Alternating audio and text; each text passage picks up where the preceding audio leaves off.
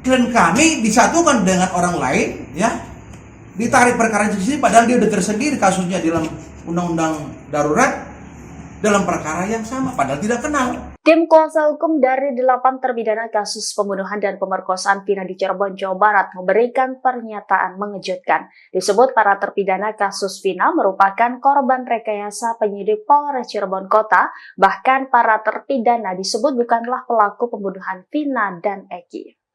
3 kuasa hukum dari 8 terpidana yakni Jogi Nainggolan, Titin Prialianti, dan Widyaningsih mengungkap hal ini dalam konferensi persnya di Cirebon pada Sabtu 18 Mei.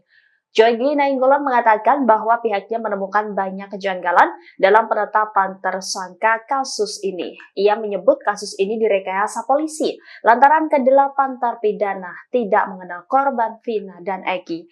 8 terpidana juga tidak mengenal 3 pelaku yang saat ini masih menjadi buron polisi. Selain itu, 7 terpidana yang tinggal di daerah Kesambi, Cirebon tidak mengenal terpidana Rivaldi yang tinggal di Perumnas. Lebih lanjut, Jogi menegaskan bahwa 8 terpidana bukan anggota geng motor yang selama ini disebutkan polisi, melainkan mereka adalah buruh bangunan. Dijelaskannya saat kejadian pembunuhan Vina dan Eki 8 tahun lalu, 7 terpidana tengah berkumpul di malam hari. Jogi pun membantah jika kliennya melakukan pemerkosaan terhadap Vina. Kala itu pihaknya sudah berupaya menunjukkan bukti bahwa kliennya bukan pembunuh dan pelaku pemerkosaan Vina. Ia bahkan sudah mengajukan pra peradilan tetapi tidak berhasil. Sementara itu, Titin meyakini bahwa 8 terpidana kasus Vina itu yang ada di dalam penjara bukanlah pelaku yang sebenarnya. Kami tanya kepada klien kami yang 5, kenal nggak dengan Rivaldi dan Uzi? Tidak kenal. Kan lucu, ya. Klien kami disatukan dengan orang lain, ya, ditarik perkara di sini, padahal dia udah tersendiri kasusnya dalam undang-undang darurat dalam perkara yang sama, padahal tidak kenal.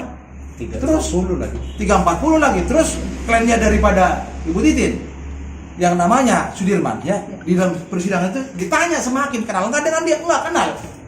Ditanya Rivaldi, kenal nggak dengan mereka? Tidak kenal. Nah, tapi yang berkembang di dalam media atau narasi-narasi daripada para pengamat, ya, bahwa klien kami itu kenal dengan DPO, yang ini nggak kenal karena beda geng. Gengnya klien kami itu geng apa? Buruh bangunan. Ya, bukan. Sementara mereka kan mungkin geng-geng apalah, motor dan sebagainya.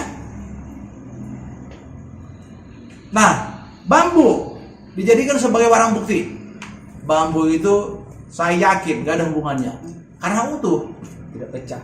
Jadi kalau katakanlah di dalam rekonstruksi itu seolah-olah bambu itu dipakai mukul-mukulin ngomong kosong, bergantian.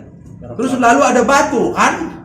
Batu kalau namanya dipakai untuk mukul kepala orang, ya pasti ada darah. Ada darah retak. Nggak ada darah. Makanya begini, pada saat Polda Jabar memberitahukan kepada kami akan dilakukan rekonstruksi, oke, kami hadir.